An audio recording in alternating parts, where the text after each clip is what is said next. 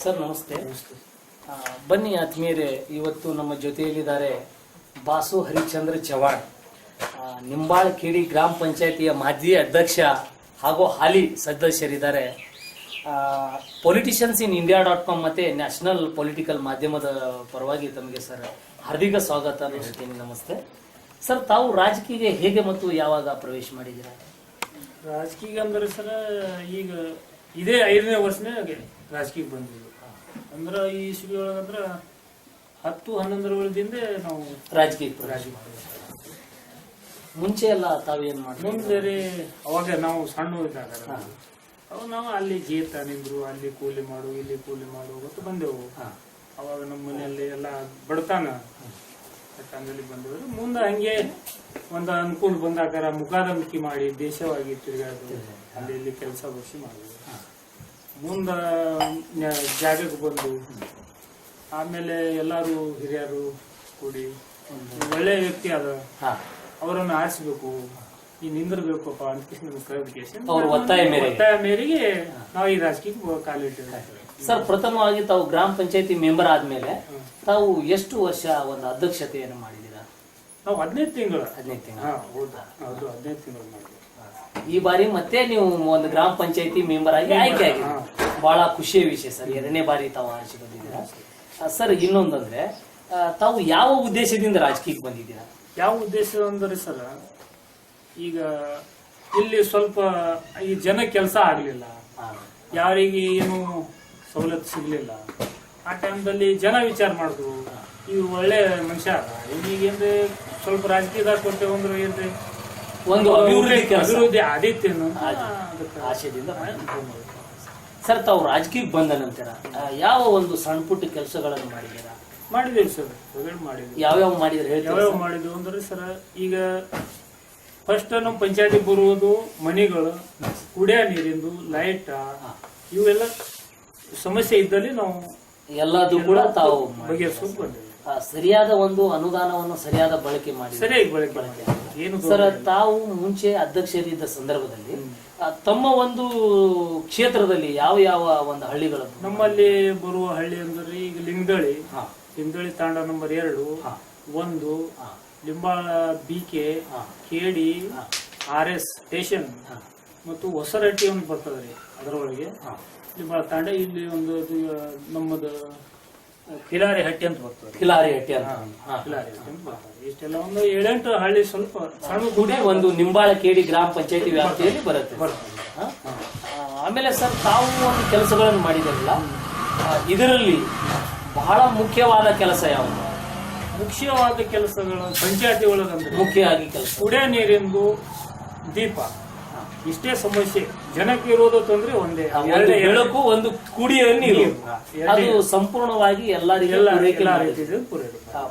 ಆದ್ರೂ ಕುಡಿಯೋ ನೀರು ಸಿಗ್ಲಿಲ್ಲ ಅಂದ್ರೂ ಕೂಡ ನಾವು ತಾಲೂಕು ಪಂಚಾಯತಿ ನಾವು ತಹಶೀಲ್ದಾರ್ ಕಡೆಯಿಂದ DC ಕಡೆಯಿಂದ ಟ್ಯಾಂಕರ್ ಮುಖಾಂತರ ನೀರು ಸಪ್ಲೈ ಮಾಡಿ ಯಾವುದೇ ಸಮಸ್ಯೆ ಈಗಾದ್ರೂ ಈಗಾದ್ರೂ ಅದನ್ನು ಟ್ಯಾಂಕರ್ದಿಂದ ಚಾಲು ಆಗಿದೆ. ಸರ್, ಈಗ ತಾವು ನಿಮ್ಮ ಒಂದು ಗ್ರಾಮದಲ್ಲಿ ಅಥವಾ ನಿಮ್ಮ ಒಂದು ವಾರ್ಡಿನಲ್ಲಿ ಯಾವ್ಯಾವ ಕೆಲಸಗಳು ಮಾಡ್ಬೇಕಂತ ಅನ್ಕೊಂಡಿದ್ದೀರಾ ಇನ್ನು ಮುಂದೆ? ಅಂದ್ರೆ ಸಾರ್ವಜನಿಕ ಕೆಲಸ ಮಾಡ್ಬೇಕು. ಅದೇ ಯಾವ್ದಾವ್ದಂತ ಅಂದ್ರೆ ಇವು ದೇವರ ದಿಂಡ್ರದ್ದು ಒಂದು ದೇವಸ್ಥಾನಗಳನ್ನು ಮತ್ತು ಸಮುದಾಯ ಭವನಗಳನ್ನು ಮತ್ತು ಯಾವಾದ್ರೂ ಸಣ್ಣ ಪುಟ್ಟ ಏನಾದ್ರು ಕೆಲಸ ಇದ್ದು ಸಾರ್ವಜನಿಕವಾಗಿ ಮಾಡಬೇಕಂತಕ್ಕಂಥ ಒಂದು ಹಂಬಲ. ಸರ್, ಇದೀಗ ಹಿಂದೆ ಆಗಿ ಹೋದಂತ ಒಂದು MP ಇಲೆಕ್ಷನ್ ನಲ್ಲಿ ಒಂದು BJP ಸರ್ಕಾರ ಕೇಂದ್ರದಲ್ಲಿ ನಿರ್ಮಾಣ ಆಗಿದೆ. ಈ ವಿಷಯದಲ್ಲಿ ತಮ್ಮ ಅಭಿಪ್ರಾಯ ಏನಿದೆ? ಈ ವಿಷಯದಲ್ಲಿ ಅಭಿಪ್ರಾಯ ಅಂದ್ರೆ ಏನಿಲ್ಲ, ಒಂದು ಹವಾರಿ ಹವಾ ಹಿಂದಾದ್ರೂ ನಮ್ಮಲ್ಲಿ MLA ಇಲೆಕ್ಷನ್ದಾಗ BJP ಸರ್ಕಾರ ಆಡಳಿತ ಮಾಡ್ತು, ಏನೋ ಮಾಡ್ತು. ಅದಕ್ಕಲ್ಲೇ ಈಗ ಇಡೀ ಕರ್ನಾಟಕದಾಗೆ MLAಗಳು ಬರೀ ಕಾಂಗ್ರೆಸ್ ಅದೊಂದು ಸುಂಟ್ರ ಗಾಳಿ, ಅದೊಂದು ಹವಾದ ಮ್ಯಾಗ ಜನ ಮಾಡಿದ. ಅದೇ ತರ MP ಇಲೆಕ್ಷನ್ ಕೂಡ ಅದು ಅದರಂಗೆ ಆಗಿದೆ ಅಂತ ನನ್ನ ಇಷ್ಟಿಗೆ. ಈ ರಾಜಕೀಯದಲ್ಲಿ ಹೇರ್ಪೇರ್ ಆಗ್ತಾವೆ ಅಂತಕ್ಕಂತ ಒಂದು ತಮ್ಮ ಅಭಿಪ್ರಾಯ. ಅದೊಂದು ಕಾಂಗ್ರೆಸ್ ಸರ್ಕಾರ 10 ವರ್ಷ ಮಾಡ್ತಪ್ಪ, 20 ವರ್ಷ ಮಾಡ್ತು, ಏನು ಮಾಡ್ಲಿಲ್ಲ. ಅದೊಂದು ಸ್ವಲ್ಪ ಕೆಲವು ಸಮಾಜಿಗೆ ಸ್ವಲ್ಪ ತೊಂದರೆ ಆಗಿದೆ.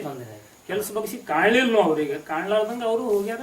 ಅವ್ರು ಸ್ವಲ್ಪ ಏನೋ ಒಂದು ಅವಧಿಯಿಂದ ಒಂದು ಮೋದಿ ಮೋದಿ ಅಲೆ ಮೋದಿನೇ ಏನೋ ಒಂದು ಇಂಪ್ರೂವ್ ಮಾಡ್ಯಾನ ಏನಂತ ಒಂದು ಭಾವನೆಯಿಂದ ಮಾಡಿದ್ದಾರೆ. ನೋಡೋಣ ಸರ್, ಬಿಜೆಪಿಯ ಒಂದು ವಿಚಾರ ಕೂಡ ನೋಡಬೇಕಲ್ಲ. ಅದು ಈಗ ಮಾಡ್ತೀನಂತ ಹೇಳಿರ್ತಾರ, ಹೌದೌದು, ಅದು ಮಾಡದ ಬಳಕೆ ಗೊತ್ತಾಗ್ಬಿಡುತ್ತೆ.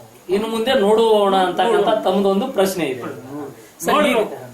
ಸರ್, ಈ ತರ ನಮ್ದೊಂದು ಮಾಧ್ಯಮ ಪಾಲಿಟಿಷಿಯನ್ಸ್ ಇನ್ India.com ಅಂತ, ಈ ತರ ಮಾಧ್ಯಮದ ಕುರಿತು ತಾವು ಏನ್ ಹೇಳ್ತೀರಾ? ಈ ನಮ್ಮ ಇದು ಒಳ್ಳೆಯದು, ಇದೇನು ಕೆಟ್ಟದಲ್ಲ. ಇದು 4 ಜನ, ಕೆಲವು ಮಂದಿ ಗುರುತಿರ್ತಾರೆ, ಕೆಲವು ಮಂದಿ ಗುರುತಿರಲ್ಲ. ನೀವೇನ್ ಮಾಡ್ತಿರಲ್ಲ ಅದು ಎಲ್ಲ ಜನಕ್ಕೆ ಸ್ವಲ್ಪ ಪರಿಚಯ ಆಗ್ತದೆ, ಮಾಹಿತಿ ಹೋಗ್ತದೆ.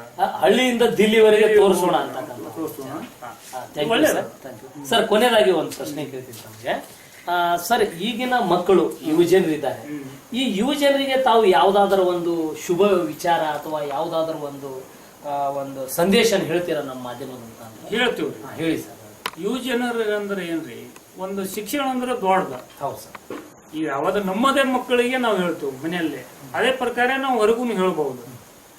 ಸರಿಯಾಗಿ ಶಾಲಿ ಕಲೀರಪ್ಪ, ಅಭ್ಯಾಸ ಮಾಡ್ರಪ್ಪ, ನೀವು ಶಾಣ್ಯರಾಗಿರಪ್ಪ, ನಾವು ಬಡತನದಾಗ ಬಂದವ್ರಿದ್ದೇವಪ್ಪ, ನೀವು ಮುಂದೆ ಹೋಗ್ರಪ್ಪ, ಅಕ್ಷರ ಧ್ಯಾನದಿಂದ ಮುಂದೆ ಹೋಗ್ರಿ, ಬೆಳೀರಿ ಅಂತ ಹೇಳ್ತೇವ್ರಿ. ಸಮಾಜ ವಿಚಾರಗಳು, ಎಲ್ಲ ದೇಶ ವಿಚಾರಗಳು ನೀವು ತಿಳ್ಕೊಬೇಕಂದ್ರೆ ಶಾಣ್ಯರಾದಲ್ಲೇ ತಿಳ್ಕೋಬೇಕು.